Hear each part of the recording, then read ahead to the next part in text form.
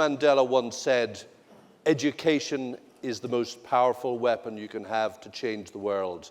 And I'm absolutely delighted that the next theme is one that both John and I are passionate about on so many different fronts. It's particularly great this afternoon. It's going to be led by the business editor, Joel. You'll know him from ITV, but it's going to be led at business-oriented discussion, enhanced by the Secretary of State for Education, with the most exciting panel on education ever to appear in London. Joel, over to you. The fast car may have gone, but I can promise you explosive action, ladies and gentlemen, even on a subject like this. The link between education and prosperity seems obvious, doesn't it? Individual prosperity, the nation's prosperity. And where there is common agreement is everyone believes that Britain needs an education system that fires imaginations, that nurtures talent, that develops self-confidence and self-determination too. But not everyone agrees that that is what we've got currently. Our universities regularly rank among the best in the world, but 1 in 5 British school leavers goes out into the wider world without the ability to read, write, or add up properly, and that is a pretty damning statistic. For as long as I have been a business journalist, business leaders have complained to me about the struggles that they have sometimes, to get people with the skills that they need. We'll be hearing from some of them a little later on. We've got an elite panel that we have assembled for your delectation. Think of it as a sort of super souped up PTA, I suppose. CBI PTA, yes. But first, let us hear from the head teacher herself. Ladies and gentlemen, go wild. I give you Nicky Morgan, Secretary of State for Education and Minister for Women and Equalities. Thank you.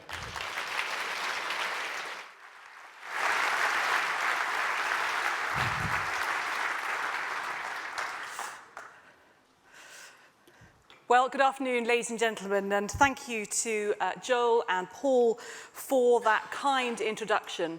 Well, if I didn't think that education was important before the two of you had spoken, now I realise what significant pressure I'm under from CBI members and everyone else. I'm very grateful, though, to the Prime Minister for having dealt with the hecklers this morning, so I'm hoping that we're going to have a very well-behaved session, which is fitting for education. It is a pleasure to be with you here at the CBI's 2015 annual conference. The theme of today's conference is global ambition, and it is absolutely right for our ambitions to be global. Young people and businesses alike are competing with the best in the world, and this government is committed to making sure that every child can compete with their international peers, securing their future and the economic security of our country. The government set out its own ambition in July for the UK to become the most successful major economy by 2030. But we won't be able to do this, as I'm sure you've already heard today, without improving our productivity. Currently, the productivity gap between the UK and the other G7 countries is 17%. As a nation, we cannot afford to lag behind our global competition. We have to close this gap. And a key way to raise our productivity is, of course, by making sure that we have a highly skilled workforce. For too long, our young people were left behind their counterparts from other countries. The last Labour government let down employers who needed a workforce to compete in a modern marketplace. And they let down young people, as the PISA survey showed us that between 2000 and 2009, the UK fell further and further behind the countries with the highest educational standards. Determined to raise standards for all, in 2010 we began a radical reform for education, despite facing incredibly difficult spending decisions. Central government debt interest at that time, the payments on that debt interest of £46.6 billion dwarfed the £35.4 billion schools budget. But we were able to protect the schools budget in real terms because we were committed to transforming our schools. And already we are reaping some of the dividends. Over 1 million more children are being taught in schools rated good or outstanding than in 2010. 80% of primary children leave primary school in 2015 having achieved the expected levels of reading, writing and numeracy, compared to only 64% in 2010. But we need to go further and ensure every young person is able to fulfill their potential. And that's why I am unrelenting in my determination that every child masters the basics, because then they have the knowledge and the skills that they need to get on in life.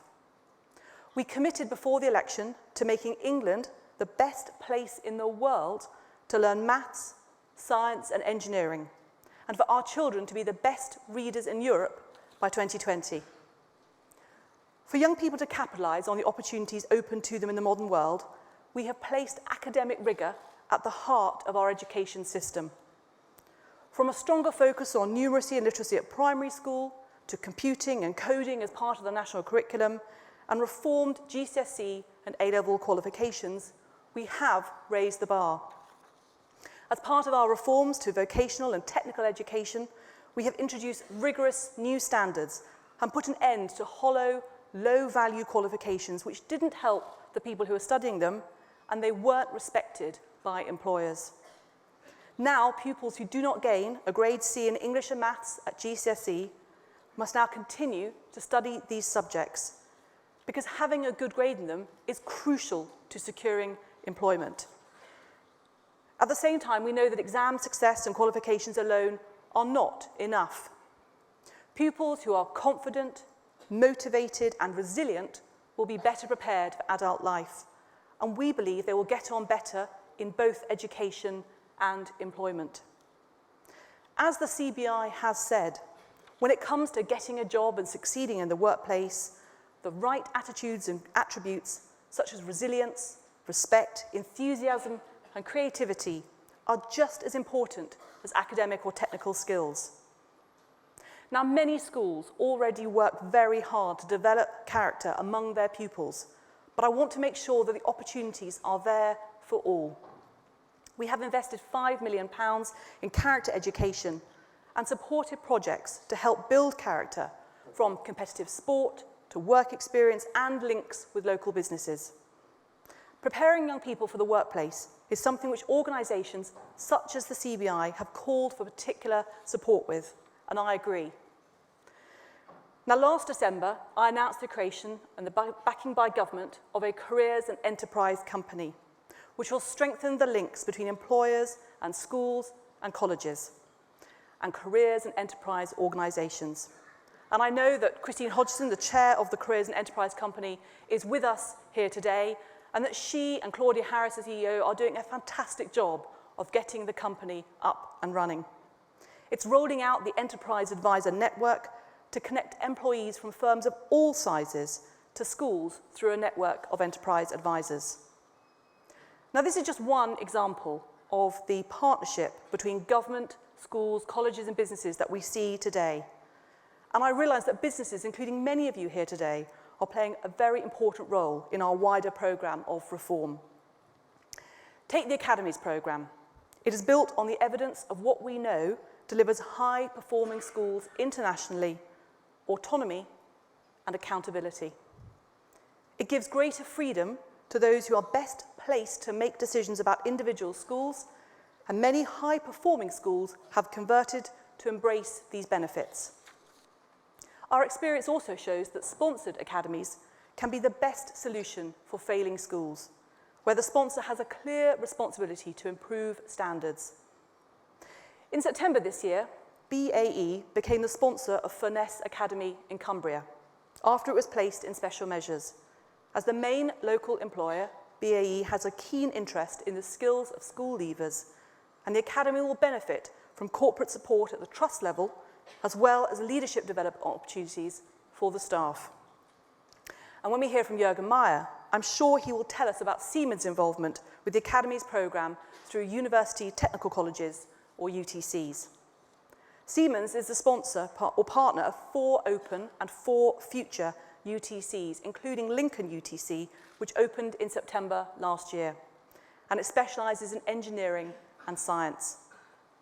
I'm also thrilled that many businesses and individuals support academies through the Academy Ambassadors programme, which places talented business leaders on Academy Trust boards as non-executive directors. Academy Trusts benefit from their business advice, support and challenge. This is alongside the important role businesses can play in helping with governance across all types of school, providing oversight and encouragement to drive up standards. It's important to remember that it's not just large businesses, but small businesses too, who can make a difference. Whether it's allowing their employees to take time off to serve on the governing bodies, or helping them with career support, or the teaching of maths and financial skills in the curriculum. I had the pleasure of meeting recently with representatives from Business in the Community, the Prince of Wales Responsible Business Network, which offers practical ways for businesses to work together with schools and other groups across the country. Over a third of the businesses involved in that programme are SMEs, often in parts of the country where there are few big businesses or employers. So through Academy Trusts, governing bodies, curriculum support and careers advice, businesses are helping us to deliver a world-class education system. To those of you who are already involved, let me say thank you. To those of you who want to get involved or to do more, I welcome and urge you to do so. So let me be clear, my pitch to CBI members. You can write to me if you're interested in becoming an Academy sponsor. You can contact the New Schools Network to discuss applying to open a free school. You can speak to existing Academy ambassadors about becoming a non-executive director of a multi-Academy trust, or you can work with groups like Business in the Community who can help to pair you up with local schools who need your help with delivering careers advice and finance and enterprise skills. And of course, you can support the Careers and Enterprise Company. Because together, ladies and gentlemen, we can help to raise ambitions for our young people and our country to show the world that Britain does mean business. Thank you.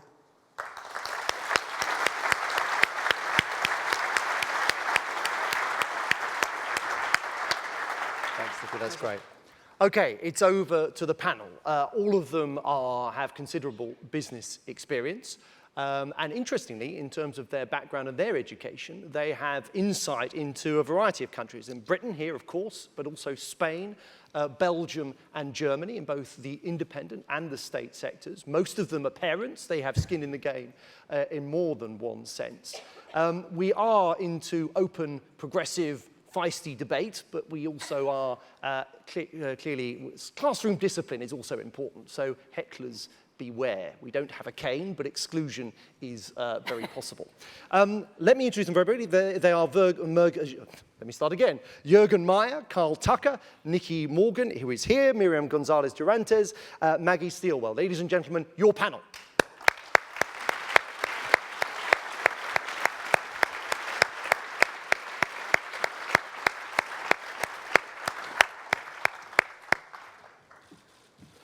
Perfect. Let's start with, as the Minister was saying there, the ambition here is quite a bold one, isn't it, Nicky Morgan? You want Britain to be the most successful economy, advanced economy by 2030.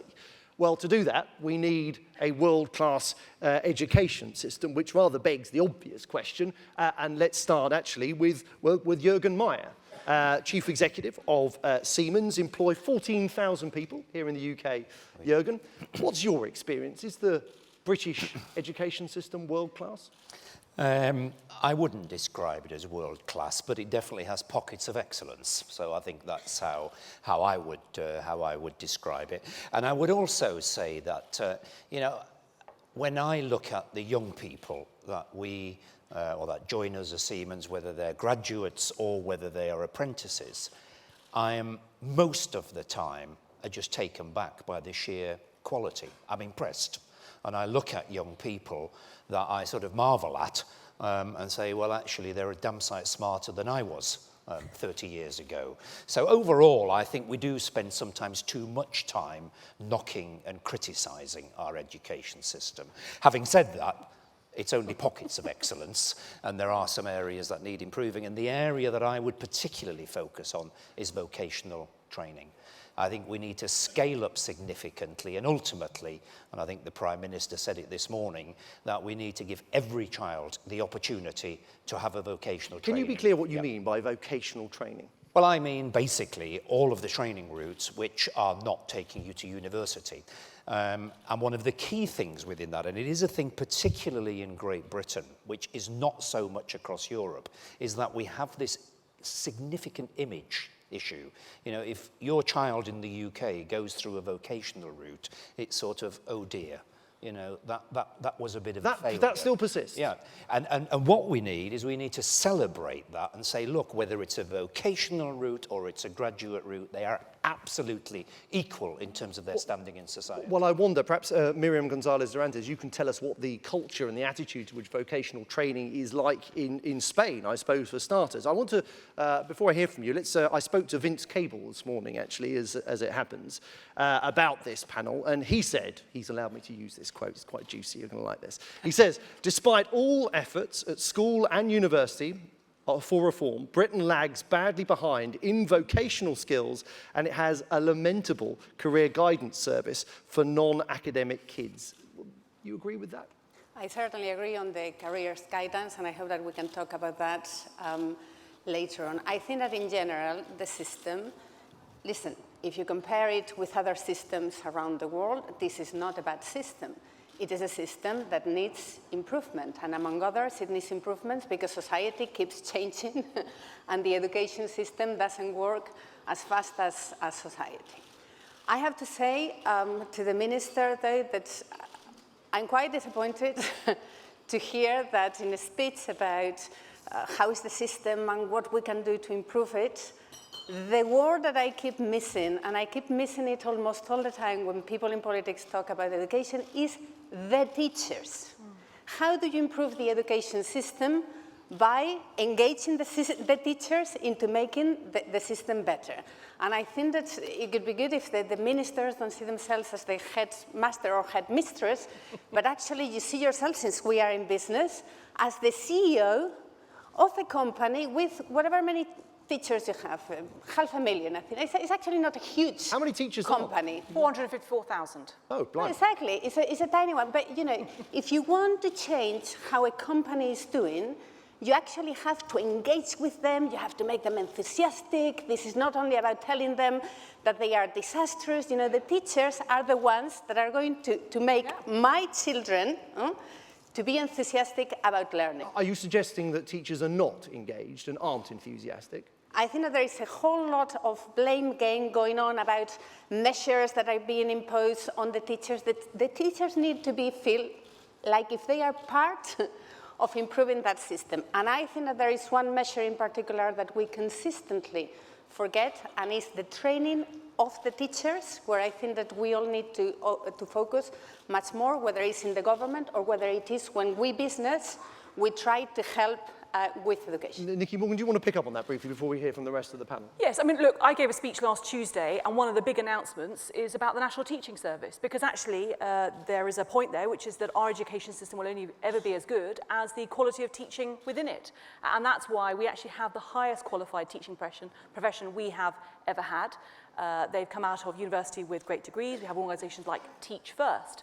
But I think one of the points that, and I think Juergen made as well, which is we have great teachers and great schools in this country, we just don't have them everywhere. And so my task next 4.5 years, working with people in this room and beyond, is to make sure that every child in every corner of this country gets that great education. But in terms of inspiring teachers, I mean, your predecessor had one or two relationship issues, didn't he, with his? But how would you? Do you think you galvanise teachers? Do you think they're behind what you're doing? Do you think you're leading from the front? Well, I get lots of lovely comments as I go around the country. I guess that's always to be the case when you go and visit. I think if you look at my Twitter timeline, you'll see that there are millions of people in this country. Everyone has a view on education. But I'm very clear that, as I say, we can only deliver education reform if we work with the teachers, with the heads, with the governors in And teachers schools. are with you? Well, I think that I get lots of emails and comments. People absolutely understand in schools why we need to drive up standards, and they're absolutely. We could only have made the changes we've done the last 5 years with the support of teachers. Carl Tucker, let's pick up on that, because we're talking about nurturing skills, we're talking about pupils, but are there enough highly skilled teachers? Is there enough teaching talent, do you believe, in Britain? I'm not sure, actually. I think the teachers I meet are pretty mixed. I think some of them are fantastic. I think some of them are a bit downtrodden. by the system and possibly by the feedstock that are coming into them in the form of pupils. A lot of them are spending a lot of time being social workers before they get to teach. And if you're feeding them that kind of feedstock, then I think, what do we expect of them? So I think one of the challenges for us as businesses is how can we help step in and fill some of the gap that may be in society with a lack of parenting skills, lack of aspiration, lack of motivation. Parenting skills are important, aren't they? I mean, that's absolutely crucial. Teachers can only do so much in a classroom. If a child is not achieving, oftentimes that's because of situations at home, isn't it? Yeah, it goes without saying. I would imagine every child who's got a parent in this room will get fantastic role models, they'll get lots of motivation, they'll get lots of inspiration. But there's a lot of young people out there who don't get that. Exactly. So looking at the system, I mean, the system isn't perfect, we know that. But actually, if you look at what we're putting into it, are we expecting too much of it? And what about when you come to recruit? I mean, we heard from Juergen just that actually he was pleasantly surprised and reminding us that, you know, the starting point here isn't actually that bad. I mean, what's your experience in terms of when you're interviewing and you're pulling people in? It's mixed. Speaking to other companies in our area, I think we're all facing a similar challenge. So that's why we're trying to find ways of solving it. But what skills are people lacking then? Basic employability skills. So possibly even not turning up for the interviews. Not turning up for the interview? That's always a problem. We find those very difficult to employ. That doesn't happen very often though, surely. Not for one company, but if you speak to companies in the round, it happens quite a lot more often than you would imagine, which is quite disappointing. So how can we change that? I think we've got to, I know John and I have spoken before, working with 12-year-olds and 14-year-olds, or 14-year-olds particularly, is a bit late. You need to get to them earlier. I think primary schools are key for us. I think we need to work with 8 to 10-year-olds somehow and inspire them to believe that there's opportunity and hope for the future, so that they hit secondary school running, wanting to learn, not coming in with teachers having to teach them to want to learn. Are the problems you're identifying at school leaver age, are university students any more engaged? I think so, because they tend to be the highly motivated ones anyway. They've had more encouragement, and if they came from a disadvantaged background and they've got to university, they've got an element of self-motivation anyway. So it's the middle to the bottom end of the spectrum of the job market, which I'm more concerned about. Okay. Maggie Stilwell, you work for EY. You are Managing Partner for Talent. That's a good title. In terms of, Nicky was spelling out there that she wants to put maths, science, engineering absolutely at the core of what we're expert at. Are we good at teaching those subjects currently? Well, EY has the luxury of being able to interview a huge, bright, enthusiastic crowd of young people who have a mastery in all those subjects and others. And we take that raw aptitude and convert it into people who can be great with our clients. But what we did become aware of is that insofar as world-class outcomes are concerned, when we look at GCSE results and A-level results, that we became concerned as a firm that because we were using that as a selection criteria, that actually that was producing not an equal access to the fantastic opportunities available at EY. So we took the big step of thinking about what were the key strengths in people that made them successful at EY. And if we could focus on those, then could we actually get rid of the filter of UCAS points and degree classification, which have too much of a social bias, I think, for our liking at the moment. And so we took that step in August to remove those as a blocking filter to get onto our application system. So now, regardless of your UCAS points or your degree classification, you can have a chance at having a career at EY. Regardless of where you went to university? Regardless of where you went to university. So you enter online application, and it will look at your numerical aptitude, it will look at your strengths, it will give you a set of situations. And the great thing about that is not only can we tell whether or not you're going to be successful, it also gives that young person an insight into the workplace that they're coming So into. how's the profile of the people you are interviewing changed then?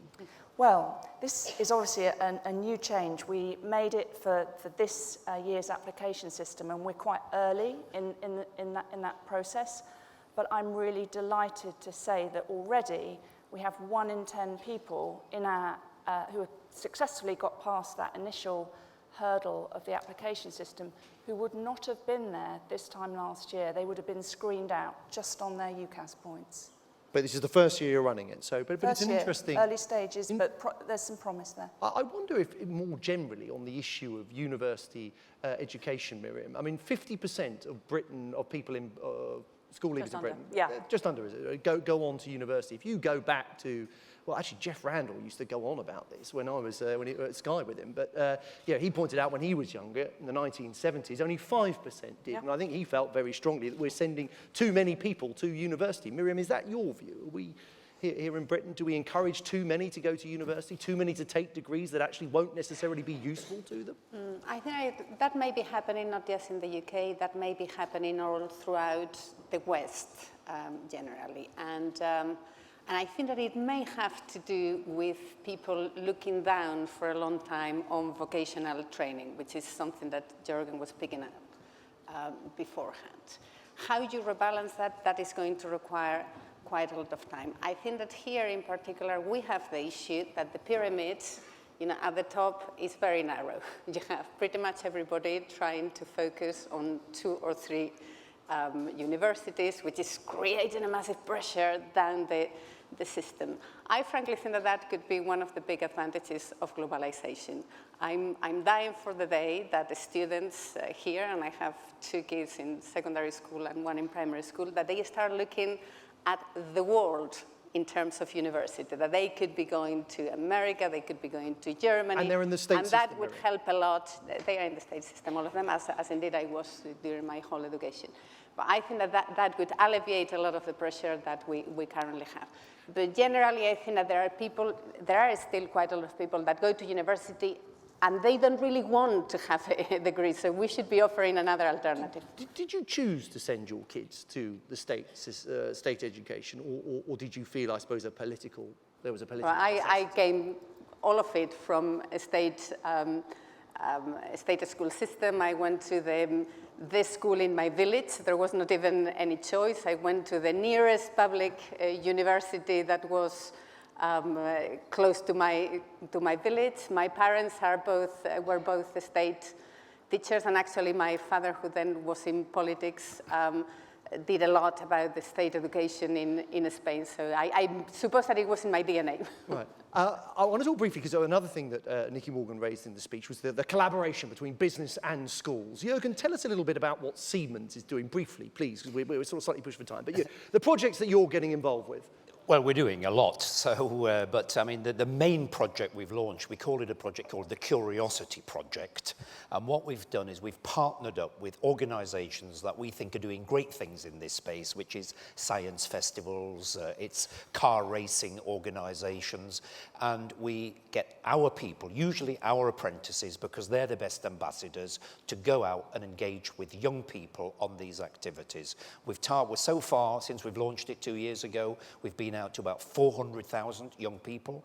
And the trick, it's been mentioned a couple of times, is to get to people very young. So we're targeting people sort of 7 to 12-year-old, because that's probably the time where you can influence. And when you approach schools, are they enthusiastic? Do they say, clamber aboard, great idea, or are they hesitant? Well, the truth is it's a little bit mixed on that front. So a lot of schools, yes. Some, it's a little bit more of a struggle, and that is an issue. Carl Tucker, you also get involved. Yo Valley is involved as the Bridgewater scheme as well, don't you? I mean, some parents are quite hesitant about the idea of businesses getting involved in education. Can you understand why? No, I think there's a natural slag off business in Britain, which Really? is, well, just in general, but big business is bad. So I don't think people understand business. They're all employed by businesses and they'll get paid by businesses, but business itself as a concept, I don't think is readily understood. So I think there's nervousness. Is it going to be marketing? Is it going to be just trying to sell your products? as Juergen says, I think schools are very mixed in their approach. In Bridgewater, we've got a couple of schools which are fantastic and engaged, and others are less so. One of the challenges we see is that you try and put together a package, which from the business world makes sense. A business challenge day, for example, you go and offer that to 5 schools, and they're all different. We can't do that. You're treating us all the same. In our world, they are all the same. They're a process, young people in, educated young people out, hopefully. But they all engage on a very different level. They want everything tailored. And when you're trying to engage with them as businesses, you've got limited time, you've got limited resources. You need something which is ready to deliver. Do you think generally businesses do enough? I mean, you benefit, obviously, from what the education system is shaping and forming. Do you think businesses should be doing more than they are? If you search on the internet what businesses are doing, there's huge amounts of stuff out there. Quite inspiring stuff. And you meet David Richards from Lloyds Bank. He's fully engaged with businesses in the community up in Birmingham. But it doesn't seem very joined up. And I think that if we could leverage all the energy and the enthusiasm in a more coordinated way, I think we could achieve much more. One of the challenges, I think, is that the government calls for our help, which is great, but it doesn't provide the facilitating enablers for that to happen. Well, and one thing we're missing is revenue, potentially, to help fund some posts, to help pull it all together. Perhaps that's what the Careers and Enterprise Company is aiming to do in the future. We've yet to see that. I sit on a people's group for the Heart of the West leadership. Is that going to change, Nicky Morgan? yeah, I mean, I think it will. I mean, I don't want to cut off, but I think the Careers and Enterprise Company was launched for exactly that reason. They've only been going since the Chancellor announced £20 million for them this time last year. They've only really been going since the early part of this year, and you all know how long it takes to get company and organisations up and running. We had the election as well. But they are there exactly to do that bridging between schools and businesses for the reason that there are many schools that are absolutely welcome, and it's easy for a business to contact them, or alternatively they go out and look for a local business, particularly if you've got a large local business like a Siemens or a JLR or a Rolls-Royce. But actually there are parts of the country where you don't have a big obvious business. And so that's exactly what the enterprise advisors will do. They are looking at the schools where there are what they're calling cold spots, where there's very little careers advice, and actually saying, what do we need to do? Who can we get in to help? And the point I was making in the speech was there's lots of different ways for businesses to help with that. Okay. I want to throw things open to the floor now and get some questions from you lot. Before we do, can we just get a sense of the mood here? If I ask the question, does Britain, as it stands today, have a world-class education system? Can you put your hand up, please, if you agree? Does Britain have a world-class education system? Oh, please, come on, just 1, 2, 3. Oh, we have got some. Goodness, oh dear. Okay, brace yourself. Let's hear the questions. I think there are microphones dotted around the room. If you could introduce yourself, please, before you ask your question, and direct the question to the person you want to answer it, please. We'll try and get through them as quickly as possible. So please, just one question in the best, truest sense of the world. Let's start with panel number 5, please. Good afternoon. Paul Hodgkinson from the Siemens Group based in Lincoln.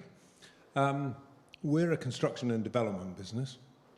And if we have one of our suppliers who doesn't actually match the specification that we've asked them to deliver to, we can either ask them to rework the product, or we get somebody else in to actually pay for the cost of reworking the product. Do you think the Secretary of Education ought to be thinking about this as an idea? Because if we recharged our schools the cost of actually bringing the students up to the right level of education, as opposed to having 1 in 4 not sufficiently literate or numerate, perhaps that would refocus the way you think about this. What's the question, Paul? The question is, if we dealt with this as a business issue, you'd recharge the supplier, and the schools are supposed to be supplying educated, numerate, literate students Often for the they're workplace. not, and you think they should be fined or pay some sort of They penalty? should be fined. Do you want to respond to that, Nicky? Well, I mean, I'm not sure that's... Would that be an incentive?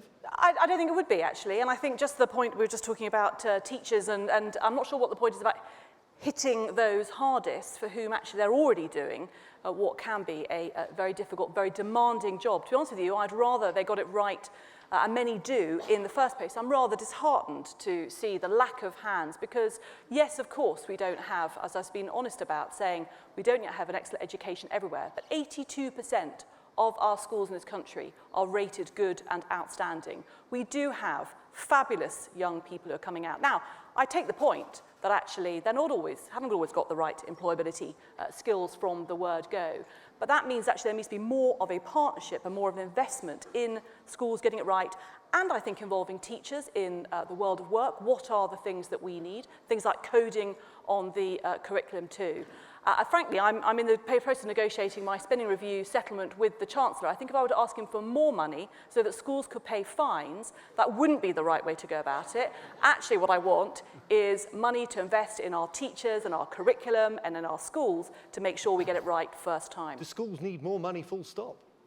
Well, we have protected the school's budget and we have protected the amount per pupil. I mean, there's always going to be a demand, whether you're talking about schools or health or anything else. But we also, I'm sure you've heard this morning, the Prime Minister making a very clear commitment to continue to rebalance our economy. We have to play our part in that. Okay, number 3, please. Question for the Secretary of State for Education. My name's Mark Staniland from Hayes. I think the CBI and the government have done some fantastic work in getting businesses engaged in schools. My issue is actually in the schools themselves, where I just don't see that head teachers are really behind improving the career service, and I think that's where the inconsistencies come that we've heard about. So what are you going to do to really drive head teachers' behaviour? Because I'm sorry, just one more element, because I think as a parent, one feels that they're over-focused on exam results rather than careers.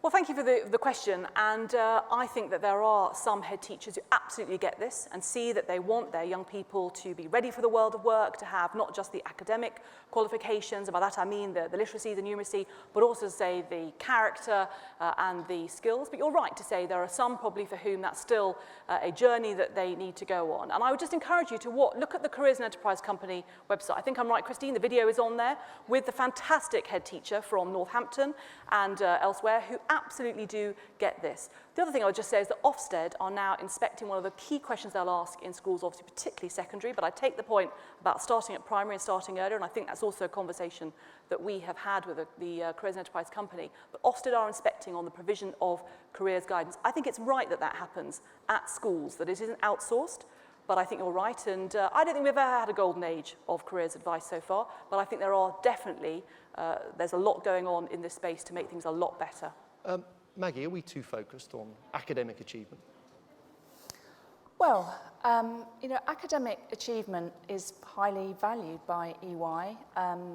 With a great set of exam results, you've got someone who's been curious about their topic, they've showed endeavour, they've had some planning to get a good exam result, and then they've got the confidence that comes from achieving that and feeling benchmarked amongst their But it's, peer I group. suppose I'm thinking in terms of character, developing character, developing qualifications. I mean, have we got that balance right? Because you've changed your recruitment system, presumably, because We have. So some of the qualities that we see and value at EY in terms of core strengths could come from exam results, or they could just come from a really positive and challenging experience at school and outside. But to the earlier question, in terms of, is it all about teachers and is it all about schools? Actually, I think EY sees it a bit differently, and we see that we have a bigger role in the communities in which we serve. So, past our flagship office in More London Place, walk school children who come from some of the poorest and impoverished places in London. And so we've personally felt that we had an obligation to reach out more actively to those children. Okay. Number 4, please. Good afternoon. My name is Richard Katz. I'm with the British Glass Manufacturers Confederation in Sheffield. Hello, Juergen. Question for your lady sitting beside you to your right, Nicky. We can see Popular for a surprise. the vocational educational question. Yeah. schools are still far too heavily influenced by academic results. As a direct consequence of that, and echoing what Juergen said, so many children who can't quite make the grade academically find themselves in a second-rate route to a vocational education which really the school isn't very interested in. How are we going to get schools to recognise that vocational education is just as important as academia is, although serving different businesses? Thank you. Well, thank you. I think there are two points I would make in answer to that. Firstly, I think Juergen was right about sometimes the schools are very focused on the going to university and the way they measure their success. And so we have a lot of work going on in the department to look at the destinations, the way we measure the destinations of young people. And the important thing is to make sure we've got a commitment as a government to make sure no young person is leaving education without being in further education or employment or training. And so we want schools, like we already ask universities, to be very aware of where their students go on. You know, where are they after 2 years, 3 years, 5 years? Again, that makes the schools aware of the young person that they are turning out, if you like. Secondly, last week, Nick Bowles, the skills minister, launched the fact that we're going to turn, I want to actually get away from the vocational word to technical and professional, because that's what it is. And we have launched over 140 employers, I think, are involved in looking at how we can have very clear pathways and routes for young people in the technical and professional field.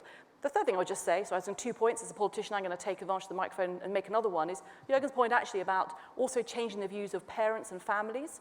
And actually I think there's a huge amount of work. I think people in this room could help with it. You know, we're all parents too, or grandparents, or aunts and uncles, or godparents, and saying, actually, these routes can provide you with an excellent qualification. You might go and do a degree later on, but also a good level of earnings. Which vocations are you thinking of, Nicky Morgan, whether you perhaps parents, whether it's parents or indeed schools, don't rate the skills highly enough? Well, I think things like engineering is massively misunderstood. What do engineers do? The wide variety of engineers. In terms of careers, if you went and spoke to a Siemens or Yo Valley, you spoke to a school, actually what really goes on inside your company? What happens inside a professional services firm? I was talking to Marks and Spencer's the other day, and of course, if you talk to young people about Marks and Spencer's, they'll think retail, they'll think front of house. They'll miss all the other amazing opportunities that go on in a company like that. That's what we have got to inspire young people about. That's what organisations like Primary Futures do with the support of the National Association of Head Teachers. They go in. I went to a fantastic event in Harrow where they had 5 adults sitting there, and they talked about what they were doing, and then they came back with their equipment on, as it were. So we had a female welder, we had a female editor of a newspaper, we had a fireman, all those things about getting young people to think about different job opportunities, many of which we want to see reached via the technical and professional route. Well, that's why I talked about the destination. Actually, if we can show the different routes, the different successes for young people, and schools are clearly going to be measured on that as well, then we'll have made a huge step forward. Okay, let's move on. Question number 3. Thank you very much. Hello, Nicolette Moser from Allianz Global Investors. How can you ensure a level playing field for bright but socially disadvantaged children into our primary school system? And I say this as somebody who adopted a child from the care system shortly before his 8th birthday. Getting him into a school was the most difficult thing that we had in the whole process. So much so that a school, which will be very familiar to one of your panellists, basically sent us a note saying, he's a bit thick, go away. He's not stupid, he's actually very bright. But he's had 6 years with no education whatsoever. Well, thank you for the question.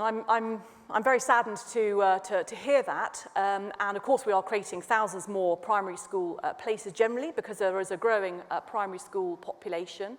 But also, of course, those children who come from either care, who have been adopted, or from more disadvantaged backgrounds, the pupil premium, the £2.5 billion introduced under the last government, will obviously help in terms of funding. That's money that goes to the school that they are able to spend in order to support those pupils. But I've been very clear, when I talk about educational excellence everywhere, we want every child, regardless of birth or background, to do well. And you cannot make judgments. Sorry, Nicky Morgan, we're just picking up on the general point. Would you accept that, as it stands, the British education system is failing the people from precisely those sorts of backgrounds? I wouldn't. No, I wouldn't, Joel, because we see that the disadvantage gap, it is narrowing. And actually, when I go around the country... Hang on. The OECD says that England, I should say, has the largest skills gap between young people in work and out of work. No, but that's a different thing. That's a different thing. No, but the thrust You're of asking that about the was looking disadvantage. You're asking about the gap between advantage and disadvantage. And that's precisely looking at communities where kids had gone to schools that were letting them down. They weren't being... But I think that has been the case. I think there have been... we talk about the soft bigotry of low expectations, the assumptions that sometimes are made in some schools. Kids from areas like these aren't going to go to university. I think that is the most pernicious thing that anyone in education can say, to write off the chances of a young person before they have even sometimes got to secondary school. But we see that gap is narrowing slowly. The pupil premium, and it's recognised by the National Audit Office, is making a difference. But I go to schools across the country where you would say that the cohort, the area, is full of disadvantaged pupils, and yet the expectations of teachers and heads in those schools is high. You might have seen the article in the papers recently about the 2 primary schools in Redcar who were setting their expectations incredibly high for their pupils, and they were achieving them. But again, that relies on the support sometimes of people in this room. You look at all the schools in East London who, because they benefit from having city employers nearby, you can see those expectations being raised. Okay, I think Juergen wants to pick up on something you're saying. Well, I think there's a common theme in quite a number of these questions. And I think fundamentally what we're saying is that we do need a stronger dual system. And that's actually in a lot of other European countries what it's called. It's called a dual system, whereby you have a very academic route and you decide at a certain point your route is more that, or you go down a route which is more technical and professional or vocational, I'm still calling it, and the measure of success is slightly different up the 2 paths, and it's less academic on the right-hand side. But the trick is that on the right-hand side, to give people a lot of hope and aspiration that they can be absolutely brilliant in society. And that is the bit that we're currently missing. And certainly the system I know best, which is in Germany, you can do that up the vocational route. Are you in favour of bringing back grammar schools? I am actually, yeah. So I actually think the sort of one going up a grammar school and the other being more the vocational route, I think it's basically is what the German system is. Now, but only if the vocational route or the professional and technical route is rated as highly in esteem in terms of what's achievable. Nicky Morgan, the Germans know a thing or two, certainly when it comes to engineering. Let's ignore VW anyway. But on the point about the grammar school system, would you a fan?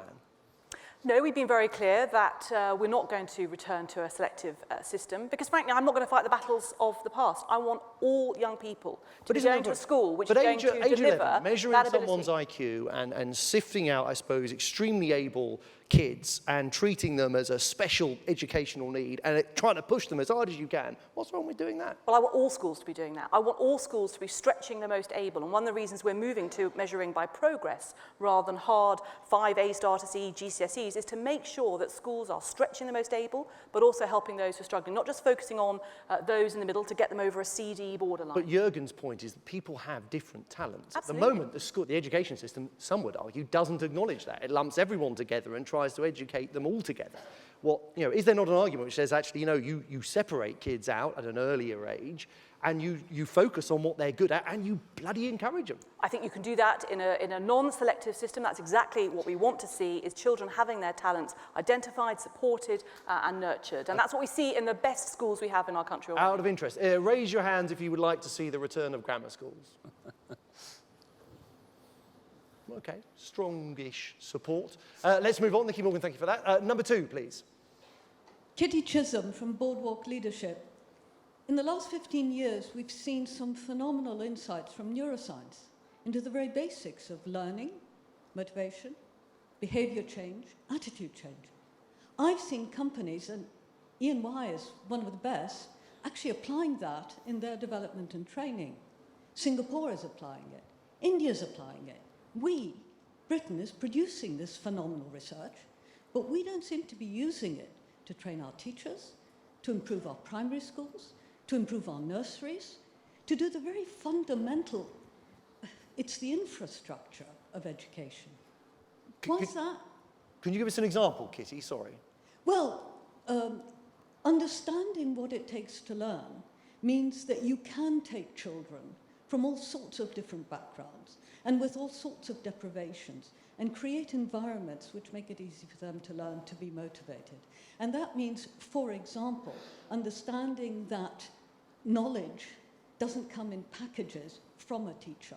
Knowledge comes by enabling a child to take action, whether it's mental action or physical action, and practice in a number of different ways. I mean, it's really, really basic stuff from the neuroscience point of view.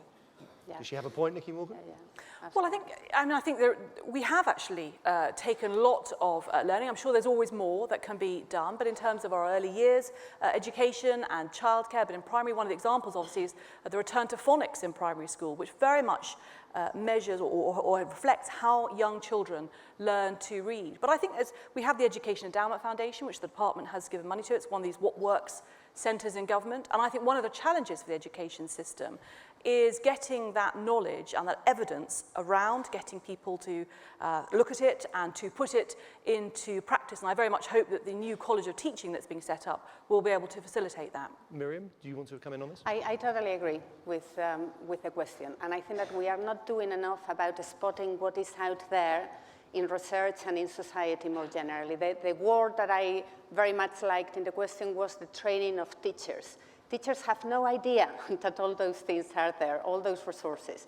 And therefore, I think that that is the kind of area where we can collaborate from business much more with teachers. I think that the problem is that in the system that moves less fast than society, we are still focusing on spotting talent and measuring that talent. We should be focusing on creating talent. Somebody was mentioning the exams earlier. It is not only that we are measuring the schools because of the results at the exams, it's that we are getting lots of children in not very depraved areas, kind of middle class and upper backgrounds, trained for the exams.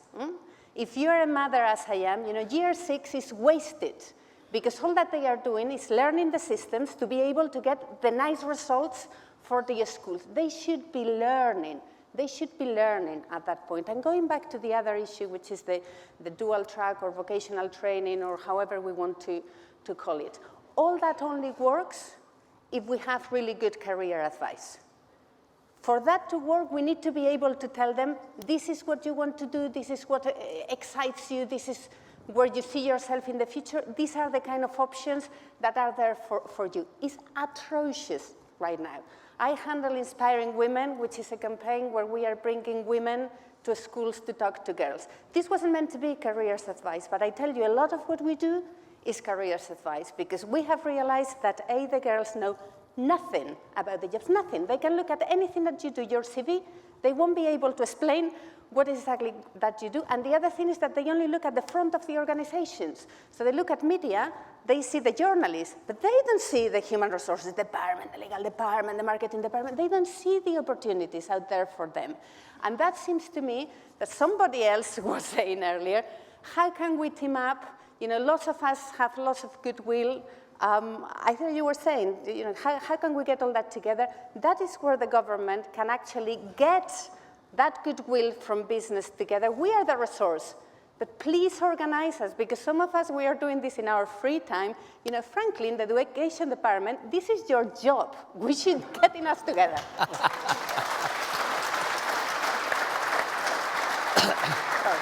Well, let me just say to Miriam. Let me just say to Miriam. But that's because you didn't say coalition government. There's Christine. There's Christine, who is the chairman of the Quiz Enterprise Company, and I hope that you two will be meeting very soon.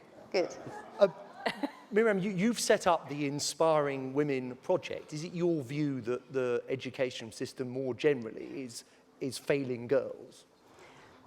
Not necessarily. I think that what we have spotted is that there is an issue with self-confidence that affects very strongly girls. I think that it is behind a lot of the issues that we are seeing about girls not picking up STEM subjects. I do not think that this really needs to having to teach them differently, but I do think that the teachers need to be aware about the fact that some of them are not pushing themselves forward. And perhaps, we need that tiny bit of the encouragement for the girls. Okay, let's move on. Number 2, please. Stephen Boyd, Pittards. I find myself perfectly able to help the students who want to be entrepreneurs coming out of colleges and universities. But I've listened to John and Carl and now the Minister and Miriam talking about the primary schools. And I feel unable to deal with that. Surely what we should be doing is using students at schools and at colleges at the secondary level or the university level to cascade down. Aren't we a bit long in the tooth to be doing that down at the primary level? We should be using people who are nearer to them in age and experience and understand what they're going through and how they think. The question, sorry, Stephen, is... Shouldn't we be using students in the schools and the colleges to actually talk down to the primary school level? I'm not sure about that, actually. I mean, there's no reason not to, and I do think that all through schools, having older students going in and helping, particularly with things like reading and writing. But I wouldn't write yourself off. I mean, to be honest with you, young children are very non-judgmental. If somebody comes in and says something interesting, it doesn't really matter how old they are, what they look like, they'll listen to that. And I go and talk to, as Miriam's got her team of women through Inspiring Women, I go and talk to school children all the time about being a member of parliament, being a minister. They really don't care who you are. You've given your time to them, you've shown an interest in their questions, and you're prepared to put yourself forward. I think that's incredibly important to primary school children. Is that a yes or no? That's a no. It's a no, isn't it? But number 3. Anne Gwynett from Oxford Brookes University and also chair of Oxford Strategic Partnership. We've heard a lot about businesses working with schools, and I very much welcome that. I think that's a really positive development. But there's also been comment about the role of teachers. And I've been sitting here reflecting on the changes to teacher education. If we go back 20 years, the primary responsibility for that sat in universities. And over those years, it has increasingly moved to a schools-based approach.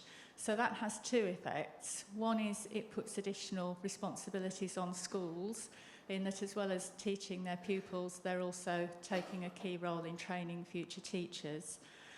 But it also means that the approach is perhaps a bit more fragmented. And I'm not suggesting we go back to how it was done 20 years ago, but I wonder, given the importance of teachers in this equation and the need to equip them to do a really good job, whether perhaps it's timely to review our approach to teacher education. Sorry, Anne, are you suggesting that teachers aren't as well qualified as they used to be? I'm suggesting that there used to be a very rigorous approach to make sure that they were well equipped for the job, and that now we're expecting head teachers and other teachers to share that responsibility, which perhaps distracts them from the role of teaching their pupils. Nicky Morgan, is that something you're looking at? Well, I think there's a role for both universities and school-based training in the system, but it's not something in terms of your worry about head teachers being distracted. That's not something that we find. Actually, we find the teaching school alliances and the SCITs, the school-centred initial teacher training, actually brings vitality to a school. The head teachers and teachers like it. They get lots of new, young, enthusiastic students in, which brings a real vigour to the school. But actually, in terms of the question about reviewing teacher training, then yes, Sir Andrew Carter has been looking at that, both the way that we tell people how to get into teaching, which I think is still quite a complicated landscape, but also about the content of teacher training, which sort of goes back to the point over here about the way that young children learn.